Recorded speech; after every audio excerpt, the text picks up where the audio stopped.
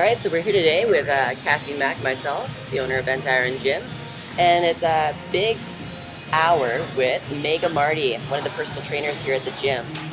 So to start it off, Marty, tell us a little bit about yourself. Where did you grow up? I grew up in Truro, Nova Scotia, a very small town right on the Bay of Fundy, and I grew up pretty regular, nothing too crazy. I was never really in shape per se, but I was never out of shape. I kind of played every sport that my mom could throw me into. I didn't really excel at any, but I was not awful at any either, and pretty much found out that if I wasn't going to do something pretty quick about my physique, I was going to end up turning into a pretty big slob pretty quick. So what age do you think you were at that got you into the whole working out a little bit more serious kind of game? Well, serious I would say would be about 19 or 20, due to the fact that I was just going nowhere in the weight room. I started pretty early at 16 just to get stronger for football, and that worked. But then when I got to university, obviously girls and how I looked mattered much more than trying to be a football superstar. So I would say around 20 when I really started picking up how nutrition started to work and what actually was going on with weight training. So I know you're quite the myth buster about the little tidbits about nutrition and cardio and weight training. What were some of the ones that you actually believed in when you were younger that now are kind of ludicrous when you hear them? Oh, that bench press is the #1 thing to build your chest. That squats are terrible for your knees. You must work out all the time. You need to eat big to get big. Like, what does that even really mean? And that you do tons of cardio and fat burners to get ripped. Those are probably the absolute biggest ones that set me back in the long run for sure. So what caused you to move here to Alberta? Well, I moved out here with my buddy Jack Wheeler that also owns a gym out here just on a whim because I was kind of bored of partying so much back where I was moving at the time in Moncton, New Brunswick, and just kind of in search of the money per se, and the oil field is kind of what we had the game plan from the beginning. Did you actually work on the oil field when you came out? No, I didn't at all. I actually had no interest as soon as I found out how some of the things were being run, and not only that, but I moved out here at the worst time possible. As soon as we kind of hit the down spurt there in the summer of 2007 is when I moved out here, so it was kind of a terrible time to even look into that kind of field for sure. All right, so what was, I guess, your first job? I remember I met you at Better Bodies Nutrition. That's right. Big Rob, make sure to shoot him out if you want Rob.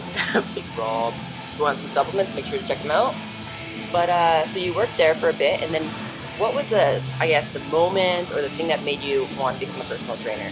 That's the funny thing, is that I really didn't want to become one. I kind of use the analogy of a mechanic working on wanting to be a mechanic working on cars, or someone that loves cars and then trying to do his profession, then they end up hating it. And that's kind of the way I wanted to think about nutrition and the gym too, is I just didn't want it to take the enjoyment away. I really liked what I was doing, and I didn't know if being around a gym all the time would aid in that or just make things worse, and I start loathing something that I've loved as a hobby.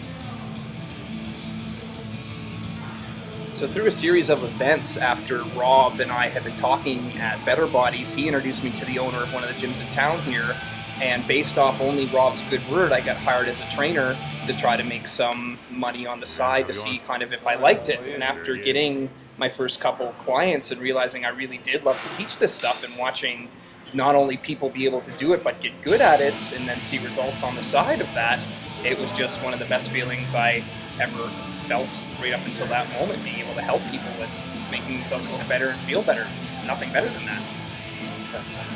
So in Red Deer, I believe that you're one of the only personal trainers that this is what you do. This is your career. This is your full-time job. That's right. There's a lot of personal trainers out there, and everyone starts out somewhere, but a lot of them are part-time. They work either at the bar or they work for another job. That's right. They're not here, but this is your baby. Yep, this is it, and it's been like that for over 2 years now. I've been doing personal training for 3.5 years, but I didn't start out as just doing that, especially being self-employed. I stayed at Better Bodies for pretty much full-time and only trained clients at nighttime, and then about 3 or 4 months into that, I was segued into only 4 hours at Better Bodies during the day and then training at nighttime, and then pretty much about a year after I had started, I went into training just clients full-time, and that was my only job from there on in. It's been like that since 2008, February 2008. Wow. It's incredible. We're gonna break for a Spike commercial. One moment, please. Spike is something that will temporarily alert you and make you feel great. If you need an example of what feeling great looks like, so good. So good, Spike, you need to take a look at Brittany Melick and see how happy she gets.